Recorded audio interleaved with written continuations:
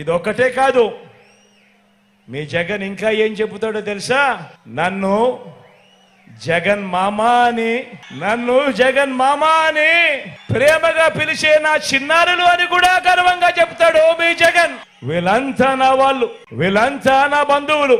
వీరి భవిష్యత్ మార్చడం కోసమే ఈ 58 నెలలుగా నా ప్రతి అడుగులోనూ కూడా తాపత్రయంతో అడుగులు వేశాము అని చెప్పి కూడా గర్వంగా కూడా ఈ సందర్భంగా చెబుతున్నా.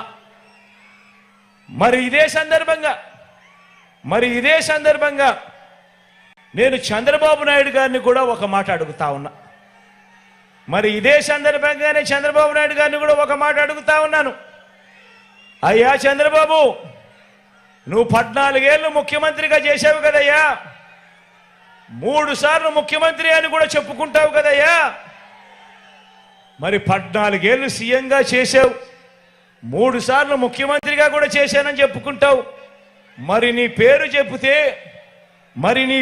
చెబితే కనీసం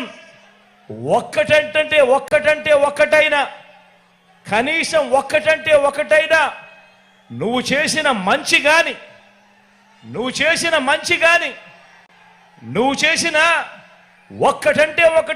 చేసిన స్కీమ్ గాని నీ పేరు చెబితే ఏ ఒక్కరికైనా గుర్తుకు వస్తుందా చంద్రబాబు అని అడుగుతా ఉన్నాను.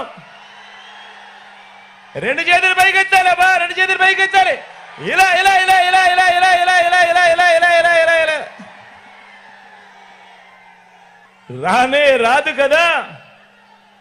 రానే రాదు కదా. పైగా చంద్రబాబు పేరు చెప్తే ఆ పేదలకు గుర్తుకు వచ్చేది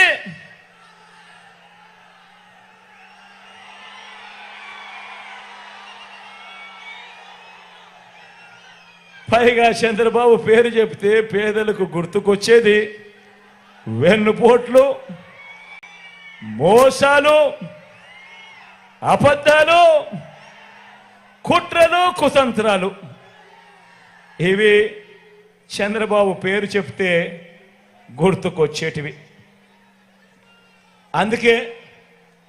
అందుకే జగన్కి నా అనేవాళ్ళు రాష్ట్రమంతటా కూడా కోట్ల మంది ఉంటే చంద్రబాబుకు మాత్రం నా అనేవాళ్ళు ఎవరో తెలుసా?